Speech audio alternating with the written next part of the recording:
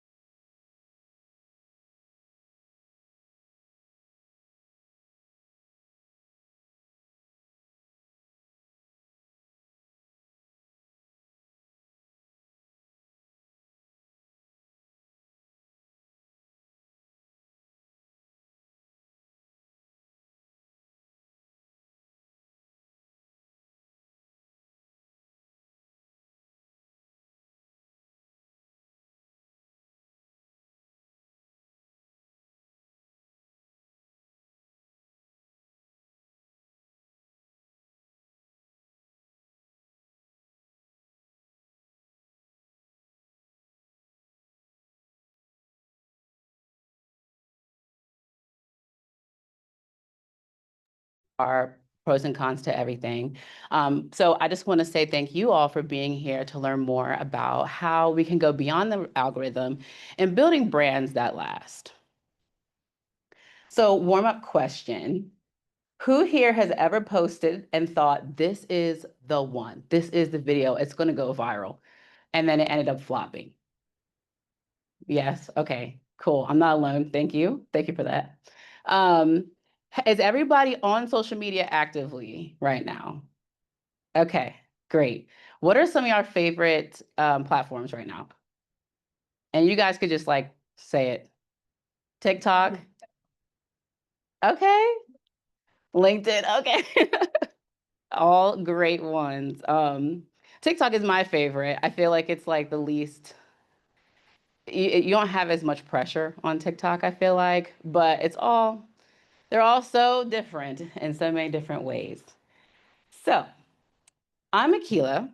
I am a wife, mom of four, and owner of Honey Drip Media that Sarah Beth was sharing about. This is my family here. And I have two of my daughters here, Karen, Kylie. They're here on uh, social media duty. um, and so, yes, I started Honey Drip Media in January because I had such a passion for storytelling. And I feel like there is something between social media strategy and storytelling, and that you could really build your brand by showcasing both. And understanding what your values and missions are helps you identify how your strategy can be. Most of the time we're fed all these different things. I don't know if anybody's heard that, like, when you go on TikTok, you got to post like 6 times a day to build an audience. Some people do that and it works, but then there's also people who post once a day or maybe a couple times a week. The consistency part is what matters. But yeah, so I wanted to share that.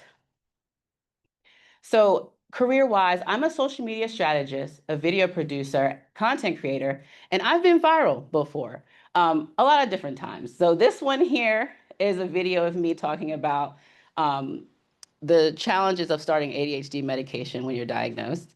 That one ended up doing pretty good on Instagram and TikTok. This one was more of an accident. This is me. My husband recorded me realizing that my youngest son no longer shops in the toddler section, and I literally started crying because I was like, "Wait a minute, we're done with that stage. It's over." Um, and that ended up going viral, and I was like, "Wow!" That was one of the ones I just posted because I thought it was funny. Ended up going viral on multiple platforms. Um, and then this last one was when I think I posted this like January 1st. And you know, the weight loss goals, health goals is like super prominent. And there was an audio that was talking about you should have 1,200 calories a day. And then the response was, and how many at night? I feel like that was so real. But I posted that because I also felt like, man, we just see this all the time, all of the information about how to lose weight, when in reality, like, I just wanted to do something funny instead of like going into that as well. So, as a social media strategist, video producer, and content creator, I have also flopped, which is what people call like when you get lower views than usual. On TikTok, they call it the 300s jail. A lot of people think they get shadow banned, and we'll dive more into this. But this video was a Father's Day video for my husband. It ended up getting 657 views. And to me, who had millions before, to me, this also feels like it's smaller. But I didn't create that to go viral. I created it for my husband, so which is important. I'm gonna touch on that later.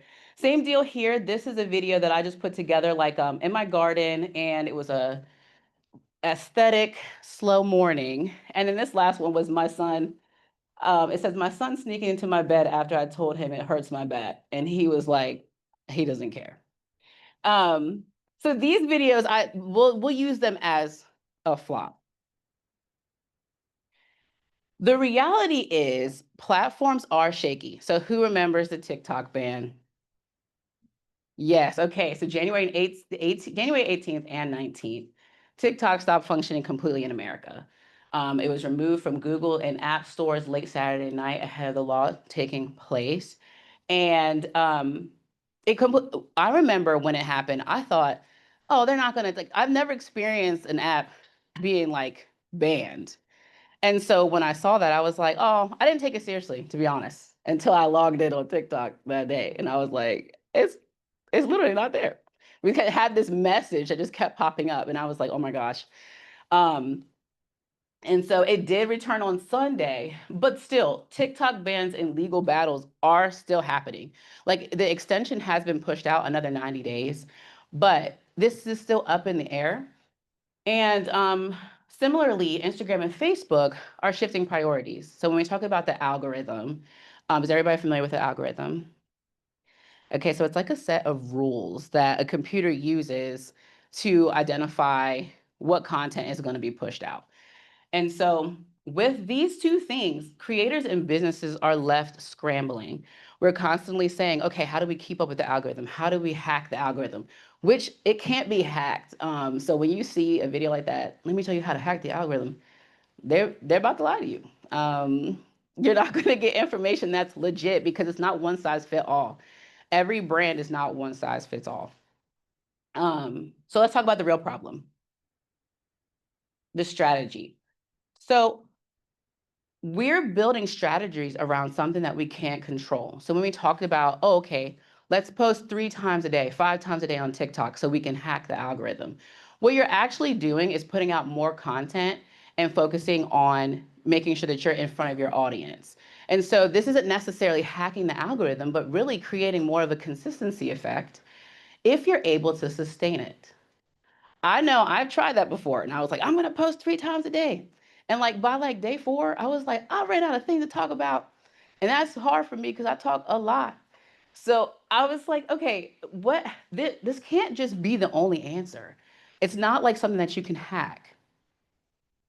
With platform changes, it also causes panic, which is a marketing tool. Fear and panic is used consistently to market to people. So now these coaches that are saying, oh yeah, let me show you how to hack the algorithm. Let me show you how to go viral. They're using that mindset to help you feel like, well, I have to do something. I must not be doing something right if I'm not going viral over and over again, which isn't true. I can't wait to share more about that, but viral doesn't always equal value. I will say that I've been viral multiple times, and I can tell you when you post something that goes viral and it's not in alignment with your mission or what you want people to remember you by, it can just be okay, we got a lot of views, we might get a couple followers out of it, but then you're going to post something that may be a little bit more about what you like or maybe more about your mission, but we did like a one-off. Well, then now the audience that came from that viral video is expecting that again. So now it's like, hey, why aren't you showing the cat anymore?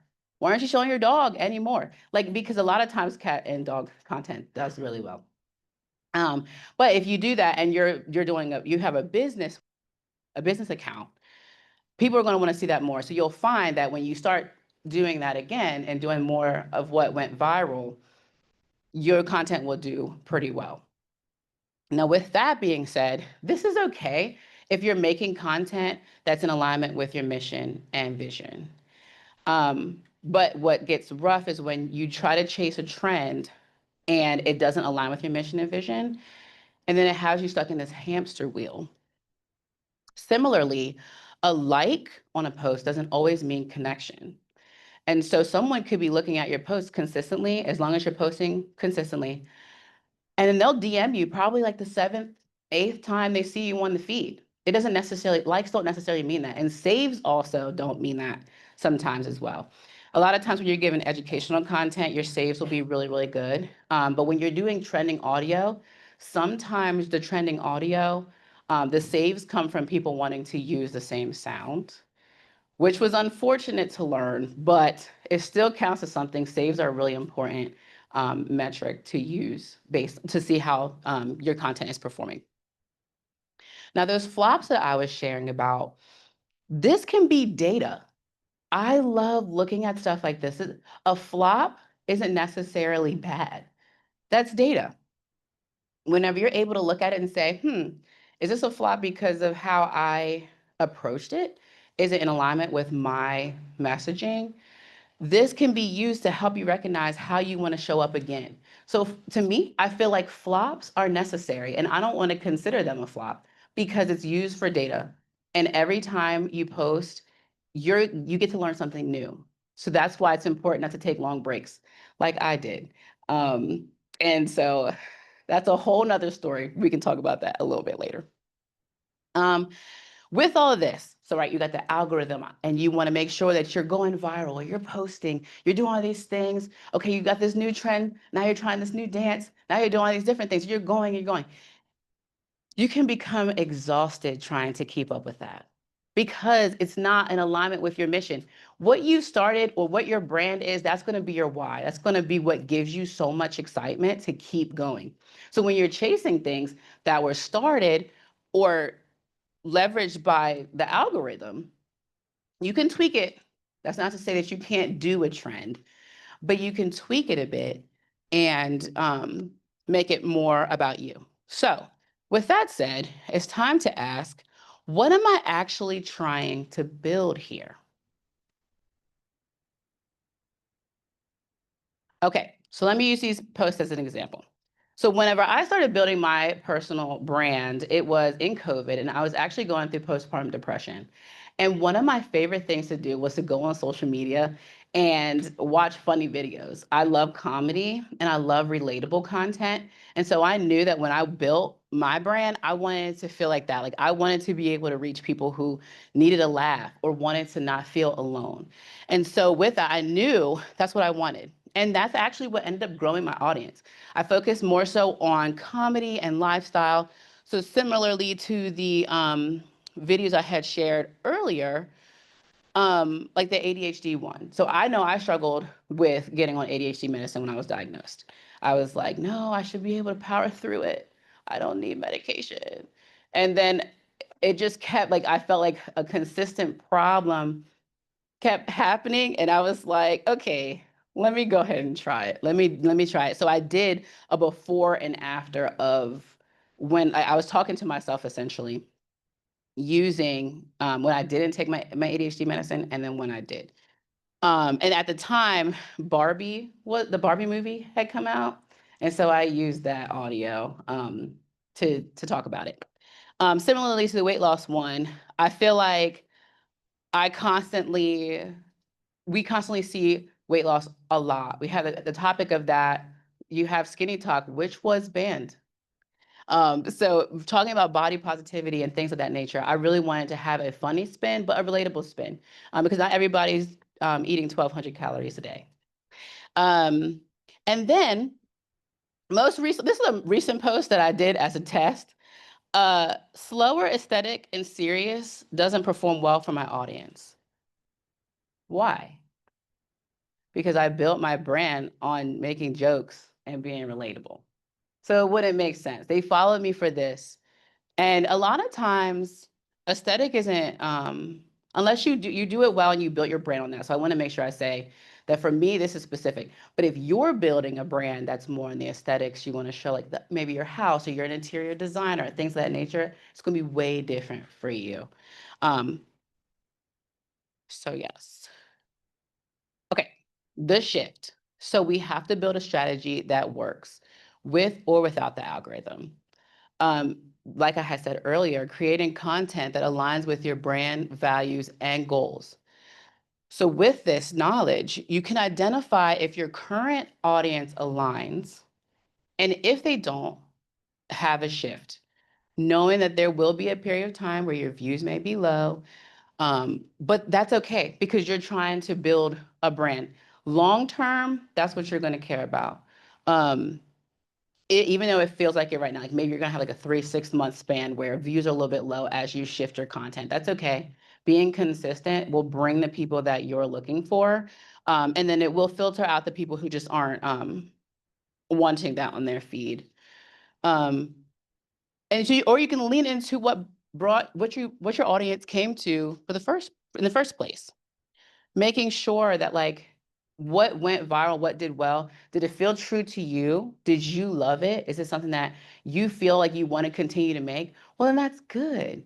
You can continue to do so and lean into what brought your audience in the first place. You also want to build systems that help you stay consistent and sane.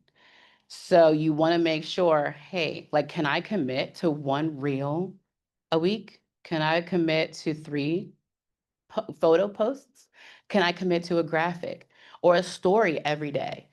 When you know your audience, you know your message. I did a lot of talking. Does anybody have any questions? Yes. If you stay consistent, what do you recommend? And so I know you just threw out some numbers and, a story graphic. Is that your recommendation or were you just throwing it out off the top of your head? Yeah, I was just throwing it out. So what consistency can mean is different for everybody. I think that what consistency is what you can maintain consistently. So consistency doesn't have to be, oh, I post every day. Because if you post every day and then you're like worn out by week 3, and then you go without posting for 3 weeks, well, then now we're inconsistent. But if you can build something where it's like, I know that I can commit to 2 reels a week and a photo post. We'll workshop this later on, but the consistency is going to be what you're able to sustain consistently. It's not necessarily what everybody else is doing always. Although the more you post is good, but as long as it's aligned with your mission and vision and has a good quality. Anybody else have any questions? Thank you for that, by the way. All right. All right, so the last framework. So if everybody could grab a sheet off of your table, we're going to start workshopping here. And we're going to go one by one, so that way if you have any questions, we can just dive deep into them.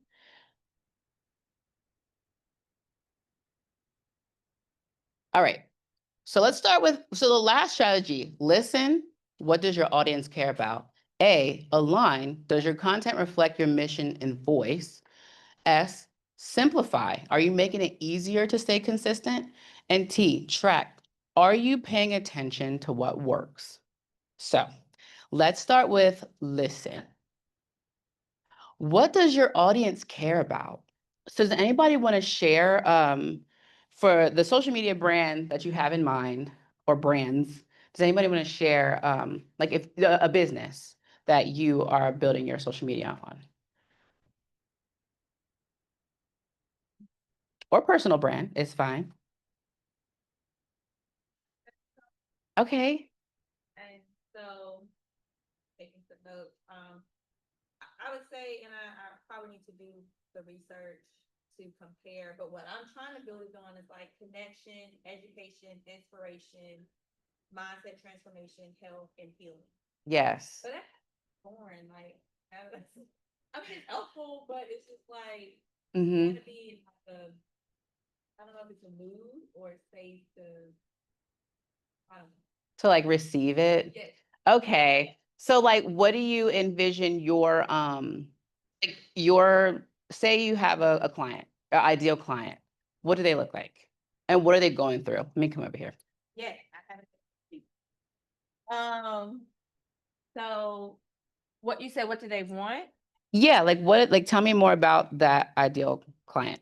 The ideal client struggles with being consistent. They struggle with discipline and confidence and motivation.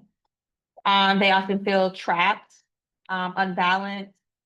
Um, they actually find a little bit of comfort in stress, even though it is uncomfortable, but it's still also comforting to them. So kind of stepping outside of stress into like peace is like still a little stressful. Mm-hmm. Mentally recovering is a struggle. They often feel depleted and are unable to prioritize. They know they have a lot of important things to do, and it's just like, where do I start? Yes, that's amazing. So to me, I think it's somebody that wants healing but needs to see it's possible Yes. and feel related, like relatable to that info. So to me, when you're thinking about what do they want, that is what you think for. Listen, what does your audience care about? And so they care about getting more consistent. They care about an opportunity to have a different life than what they have right now. And so that's a really good way to listen. So you did a fantastic job with already having that information. Yes, great job. Anybody else? Yes. I'll use my wife as a guinea pig. Okay. She is about to, well, she's acquired a domain and she is about to launch an online store Mm-hmm. for seashore crafts, like shell crafts. Yes. Designs that she has painted and put together for home decor and that kind of thing. She's very talented. Yes. But the idea will be then to drive the audience. Yeah. Whoever that is. Yes. To that site to make purchases. Yeah. So we'll want a social media brand that people like to see both the creativity as well as they have a heart for things that are seashore related. Okay. So seashore crafts, okay, like decor and things like that? Wind chimes that are seashells. Yes. Picture frames that are seashells, I mean, all kinds of crafts that people may want to buy that she's collected. Yeah. Because she likes to go to the beach and collect these very amazing shell work. Like, Yes. That's awesome. So when I think about that, in your audience, sounds like your audience cares about the beach.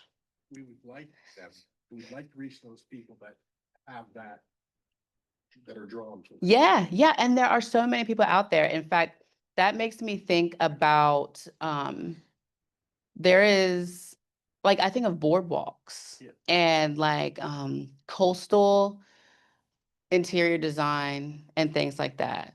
So maybe for what does your audience care about? Probably that coastal type of feeling, the beach relaxation, because when you think about those things, it's like, yeah, you love that relaxation, that quiet, that peace. So that could be something that your audience is listening, that your audience cares about. Yes, Cassie.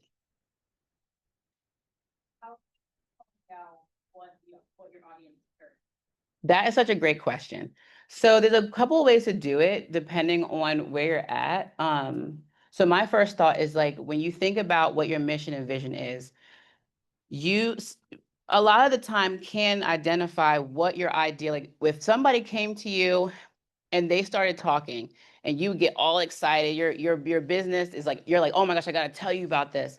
What is that person saying to you? What do they they'll share the things that they care about, their pain points in conversation. You can kind of envision that because a lot of times when you start a brand or a business, you have a why, you know why you started it.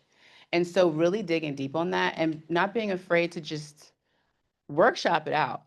And you can also use AI for this. So maybe write out your audience, and what you do, and then ask. There's another website, I think it's called Ask the People. I might be, I think it's called Ask the Public, Ask the People. And you can type in different things inside of it. I'll look it up. Kara, can you check if it's Ask the People or Answer the Public? I think it's Answer the Public. Okay, cool. Thank you. Where you can just talk about, and you have, they'll create questions for you if you put in different keywords, so of what people are searching online. Did you have your hand raised? I did. Okay. In marketing, Mhm. customer acquisition is huge. Yes. So this is my colleague. Okay. So, Her guest. so if for his spouse, I would say, don't go big, go small, and see can you be a reseller to someone? Okay, being a reseller. Yeah, you know, wholesale to someone, Mm-hmm. and let them show the favoritism of that product, and then ask where it is, and then it's to Mark's wife. Yeah, that's another option. Because if you go customer acquisition, because you're in competition with everyone else trying to do the same thing, but if you go, my thoughts always is go, whether it's disposable income, and generally that is the retirement population. So I will partner with the senior living place and see if she can go to perhaps to their gift shop. And then being able to see her stuff, even in photos, I've seen things in photos. I'm like, where did that person get that? And then they tell me, that's just. And, you know, there are arts walks and things like that. Yeah. Exhibit in the booth, she'll start doing it that way as well. So there's an in-person component. Right. But just trying to maximize that, identifying the audience and then driving that audience to a place where they can, because these are not Yes. assembly line products that you can get into a wholesale. At least not right now. Right. Business on these are things that take time each one, you know, so they have to be displayed in a very artistic fashion Yeah. as an artwork level. Like a friend of mine sold her candle scent to the Ritz-Carlton brand. Oh, wow.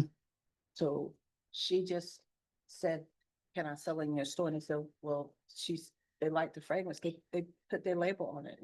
So it's just, she didn't go big. She just saw something that thought would be complimentary to them and asked That's a them. niche. Yeah, finding the niche is big. Yeah, definitely. That's the distribution. Yeah, distribution is another key. Yep. Yep. All right. You still use hashtags? Yes. Hashtags are really good, but also keywords. So there are people starting to, not people, sorry. There are platforms that are starting to utilize Google. So TikTok is one of them. So if you search med spas in Raleigh, like you will get like the Google ads, but then you'll also start to see like a YouTube video that might show it or a TikTok that might show it. So utilizing keywords is also important. And you do this in your caption. So sharing more, talking more in your caption and letting it go a little bit, like a couple sentences where it's talking about what this is or asking a question that your audience may be asking and then answering it right afterwards. And it allows the keywords to pick up as well. Yes, search engine optimization. All right, so I'm gonna give everyone 2 minutes to, well, I feel like you guys had 2 minutes. Are we good to go on to a line or do you guys want to pause and finish the L? Okay, let's go on. All right, so A, align. Does your content reflect your mission and voice? Voice is actually kind of hard to identify solely based on your mission unless you've kind of you dove deep into your brand, like tone and messaging. So when you think about your content now, like, does it reflect your mission and voice? So, does anybody have a question about that? Yes. Question, girl. Yes, we love the question, girl. When you say your voice, Hmm. can you tell me a little bit more, like an example?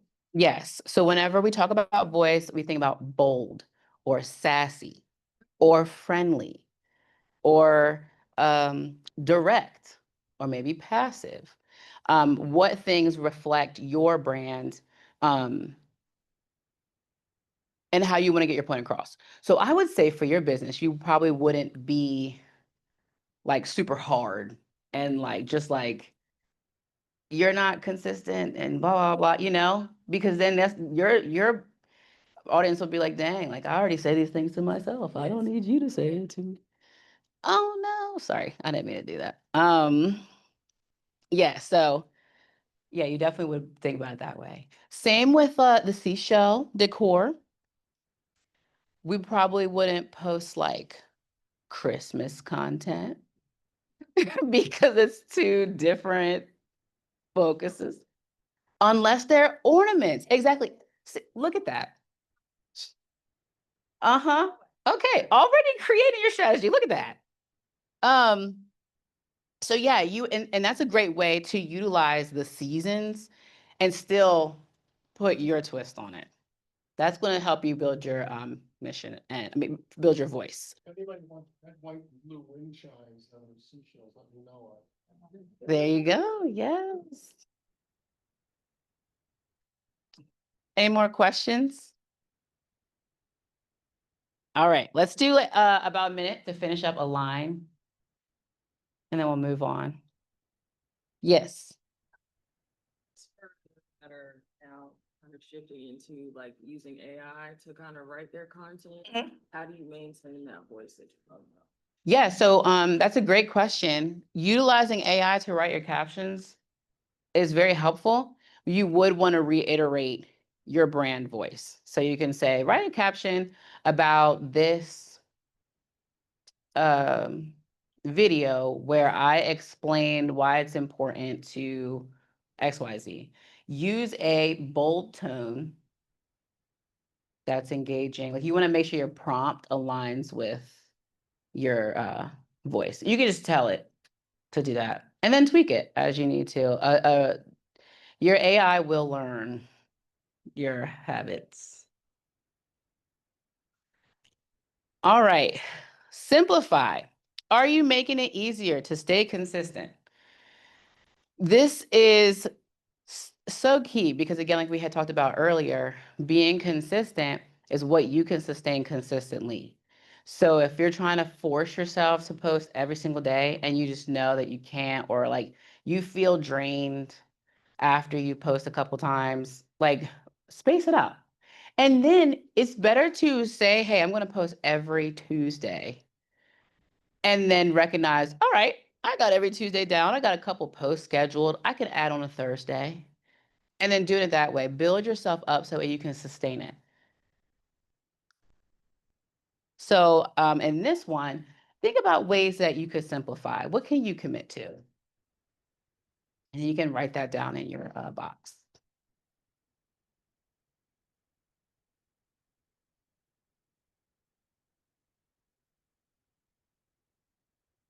Yes.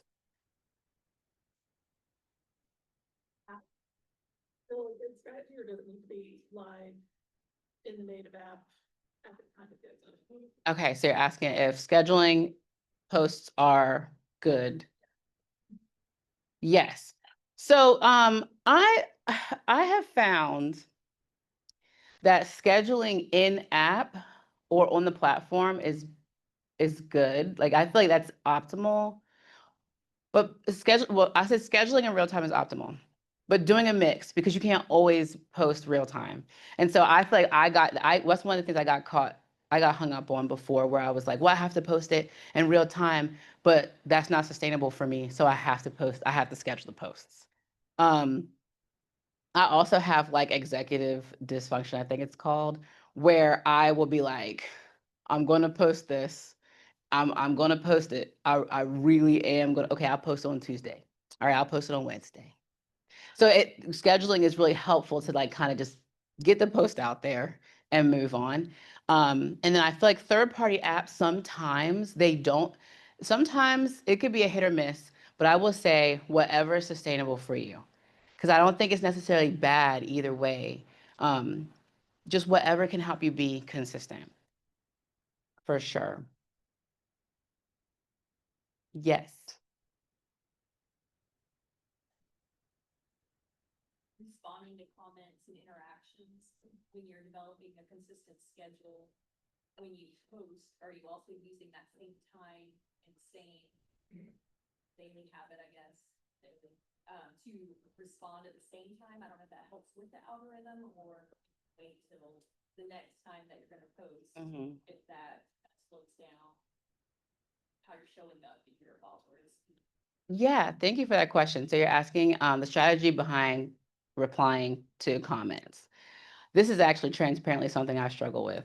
But I am finding that when you engage so when you're going to post or when you plan to post, adding a 15-minute before and a 15-minute after to respond to comments or interact with other people's content that's similar to yours, because it does help the algorithm when you're active with that. Another thing that I have found to be helpful is to respond in your like on your notifications page. There is a way which you can reply to a comment right there instead of going to the post. So you can do that.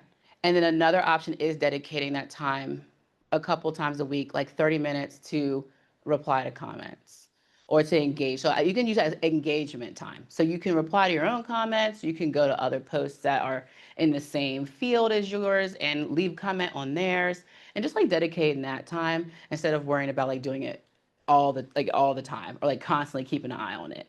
I think that would be super sustainable. That's actually in my plan to do is to add like sometime during the week, a certain amount of time and maybe habit stacking that. So if I am watching a TV show, okay, I'm responding to comments like and trying to do it that way to help. Yes. Stimulating out for action. Yeah. Find it useful with the original post to solicit feedback, solicit comments, and encourage replies to the post as a way of stimulating the algorithm. I've seen a lot of that as a way to move the ball, is to ask the question in the original content. Yes, absolutely, 100%. I do believe that by asking people to comment or answer a question is super helpful. It's called a call to action. So it helps people engage with your content. And when the more people that engage with your content, the more it gets pushed out. So yes, 100% have a call to action with every post, even if it's just follow for more or, check the link in bio or do you prefer this or this? Like asking people their opinion so people can comment for sure. Which helps with L, exactly. All right, and then T, track. Are you paying attention to what works? So this is something that I had started doing, was recognizing, okay, what videos did well, what content did well, and then what didn't, and then use them. Now, this is not necessarily, you don't want to use it and be like, okay, I love this video that I created, but the audience didn't, so I'm not going to post. Don't do that, because you still want to be authentic to yourself and understand that, okay, even if you love the post and you feel strongly about it, do not let the algorithm, likes, comments deter you from posting it or feeling like it wasn't a positive, because the positive could just be the fact that you posted something that you liked in a world full of similarities, so like think about the non analytical wins. Yes. Speaking about that, the commonalities, because what I notice on TikTok is that with the content creators, like they kind of do the same type of skit, Yeah. but they'll stagger it. Yes. You know, it's just like I just find that interesting. Yeah. You know, it's just like, yeah. Yes, it's actually so true. So many content creators are starting to look the same. I wouldn't say starting, they kind of, it just, there's a certain thing that like is picked up because it's consistent in the feed. And like because people see it consistently, that's what they're fed. But it's not what people are always looking for. I have seen it time and time again in different research, in different videos where people are wishing more people were more themselves or showed their non-aesthetic house. Like me personally, I love a non-aesthetic house. Like I love when it doesn't look like everybody else's, and maybe it's small. Like I want to see like how you have your office set up, and it's not like this big grand office room. And people actually are wanting that. I've seen that time and time again in comments and videos and in different research articles. That's what people want truly. And that is, I think, how you build a strong brand is whenever you're able to stand on what you're creating and what you're putting out there instead of constantly going into like, well, what's everybody else doing? Yes. Slightly off topic, how do you feel about like people recycling content? Like they'll use the same video or something, tweak it a little bit and use like different hashtags or captions.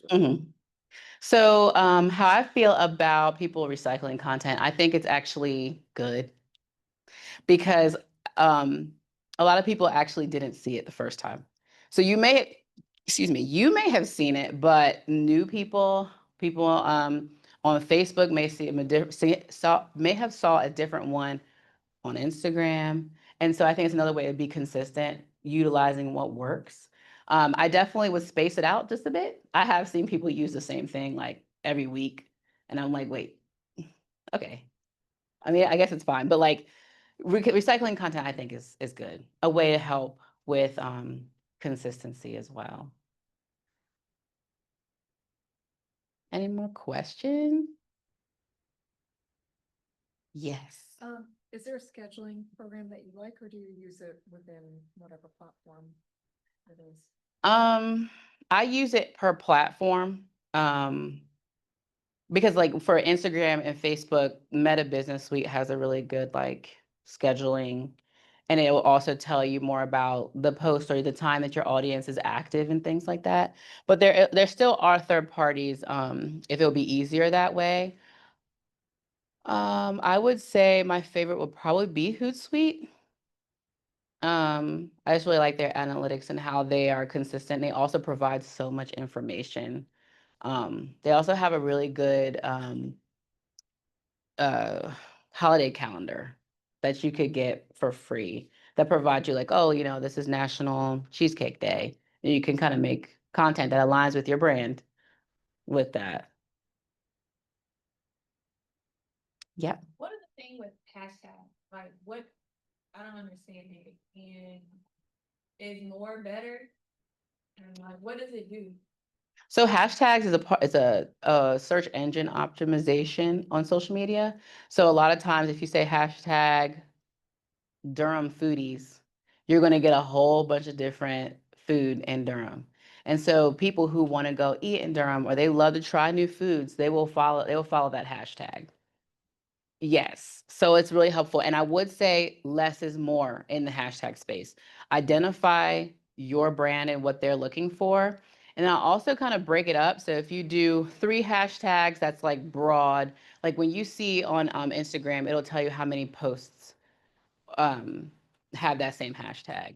Like do like maybe 2 that are more broad and then like bring it in more niched with the next 2 and then a little bit more niched and then your location. Okay. Mm-hmm. Yeah. Take steps to protect your content because as something starts to snowball, viral, you see more incidents of people ambushing and hijacking your content to make their own because they think it's a trend they want to get on top of. You take steps to protect your content. Is there anything you can do, or is it just goes with the territory and it actually helps stimulate your channel? So that's happened to me before.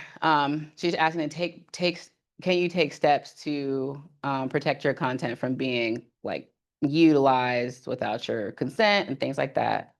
And yes, that's happened to me before, and it was an uphill battle. I had a video that people started using on their own pages and wouldn't tag me, but then my friends would be like, I saw you on this page, and it's like a huge platform. So I would have to DM them and be like, can you at least give me credit? Like you could just put my name in the, and sometimes they would, but sometimes they would completely ignore me. And there was really nothing I could do but report it, and it doesn't go against the community guidelines, sadly. So I feel like it just comes with the territory. Yeah. Yeah, I guess. Yes.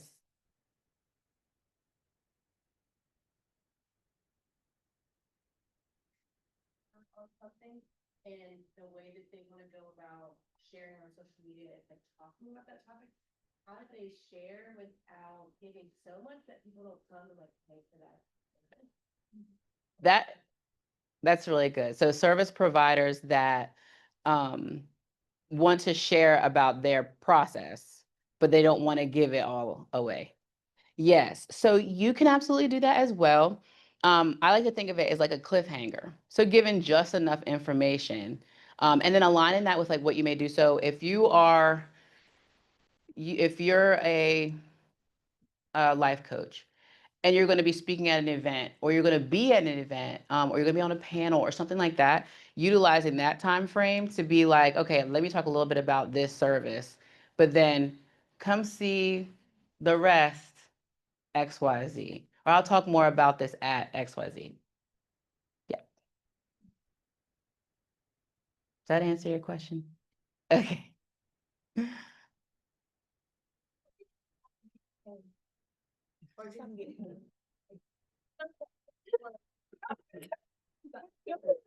Let's just get to it. Okay.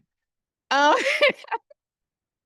so I started getting paid on TikTok before I got paid on Instagram. And I started my TikTok later than Instagram.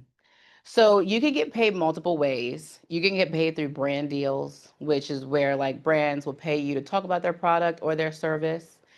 And you also can get paid per view. And I remember I was working in new home sales at the time, and at the time, most people didn't really like TikTok. People were saying like, it's a kids app, all you do is dance. And so to me, I was like, cool, my family is not on TikTok. I'm gonna do whatever I want. And so I just started making a whole bunch of different things, and I found so much joy in just creating. So I remember I had sold a house, I got this like big commission, and I was like, oh, cool, you know? And then I got this email saying that I had qualified for the TikTok creator program, I think it was called at the time.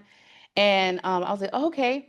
And like one of my videos, like I had gotten like, I would say like a couple thousand views, and I made 8 cents. And I called my husband, I was like, 8 cents on TikTok. Oh my gosh. I was so excited because I didn't realize that you can make money like that at the time. And since then I had like my viral videos will generate income, but now things have changed where it's like you have to have a certain amount of followers as well as be in the TikTok creator program. I think, or I forget what it's called right now, but it's the same thing. And then you get paid per view, but your video has to be at least a minute long. Back whenever I was doing it, it was like no matter how long your video was, which was really nice. But Does TikTok pays more than the other platforms? I actually think out of all platforms, YouTube pays the most. Yeah. And I think it's probably because of like the AdSense, like you got the AdSense there as well. Yeah. So I would say like there are different guidelines per platform, but there are different ways to get paid. So it's like you can get your views, you can do affiliate marketing. So if you're recommending a certain book and it's on Amazon, you can be an Amazon affiliate and then market the book. If people buy it, you get a commission. Similar with TikTok Shop. Duration of views does matter, and the reason why it's important for the viewership, but then also for the engagement. So if a video is doing, if you notice that like if a video has a slower start, that's why hooks are so important, because people will drop off. Yes, if you want to, yes, watch until the end, or it's like, I learned this about, and then they'll go into, you're going to listen because you want to find out. And that now you listen through the whole thing, which is a part of like storytelling, adding a hook, all of the things. So with that, does that mean I have 5 minutes? Oh, okay. Well, really quickly, yes. So that allows you to have like a, what was I saying? Hook, story. Duration of viewership, yes, because if you drop off, well, then you get penalized for that. So if you like start it and people are like swipe, because the algorithm, I wouldn't even say algorithm, it actually is the algorithm, and the platforms, they want people to stay on as long as possible. So if you can keep people's attention, that means you can help keep people on the platform, and they'll push out your content. So it's important to utilize hooks and storytelling. Yes. Videos, how does that impact what you were just saying about duration of viewership? I don't actually know. I'm gonna have to look into that. Yeah, you can fast forward. I want to. I'm not. Don't get me the line. I would say. She was asking if the fast forward affects the viewer duration. I'm not 100% sure. I want to believe that if you fast forward through, I don't know. I'm gonna have to look that up. Saying it doesn't impact as long as you do it. Yes. Yeah, because I would think so, because people are like, oh, you can 2 times speed this. So I'm like, I just feel like if that was going to harm them, they wouldn't tell you to do that. Yeah, but I'm not 100% sure. So,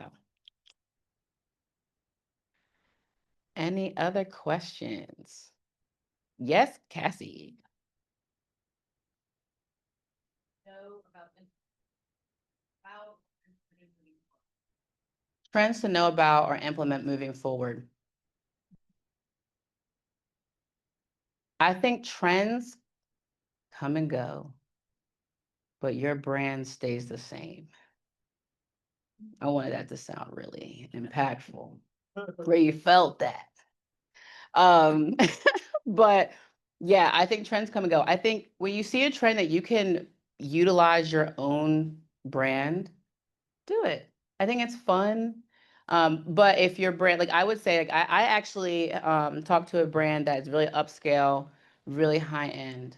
They're not going to do some of the trends that are out. This is not going to work for their brand.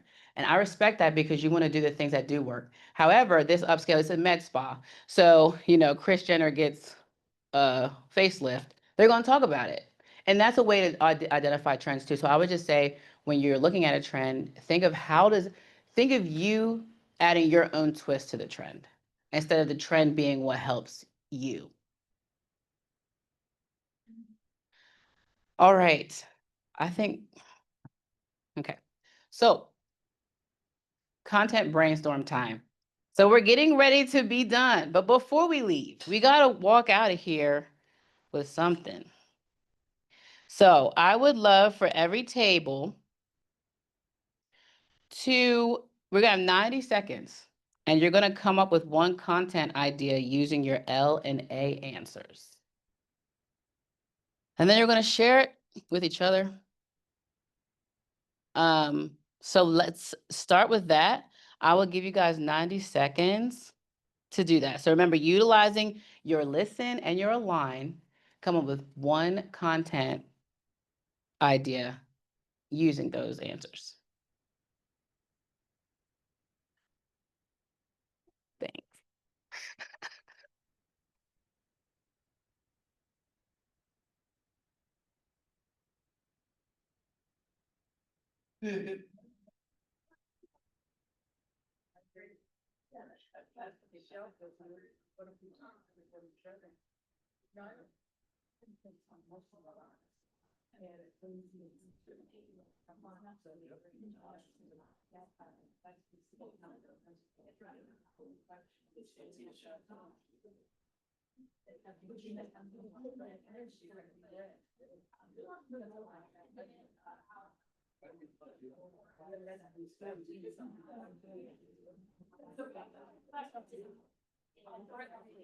Where did y'all go?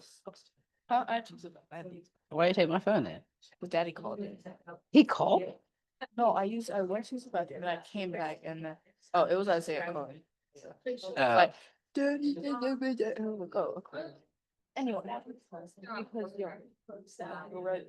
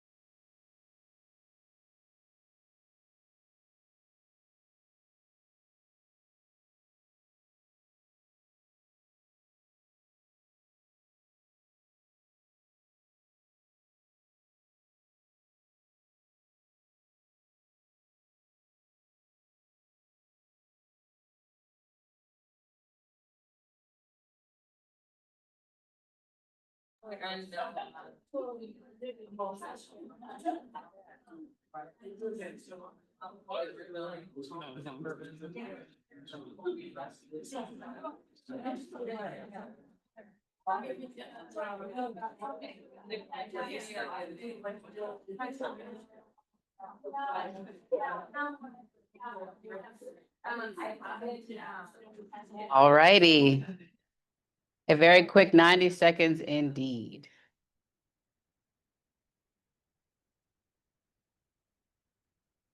All right. Does everybody feel good about the content they're posting this week? Yes, we do. Okay, so with that being said, I do want to say, remember that social media is not about trends, it's about building trust. And everybody in here can build that because you're authentic and you started your personal brand, your business for a reason. And so lean into that, understanding it's so important. And using your last framework, if you do post something using your last framework, please be sure to tag me, or you can send it to me DM so I can hype you up on it. Thank you for today. I really appreciate it, y'all.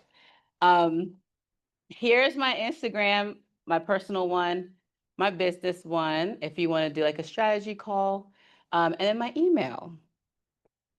So thank you again for having me today.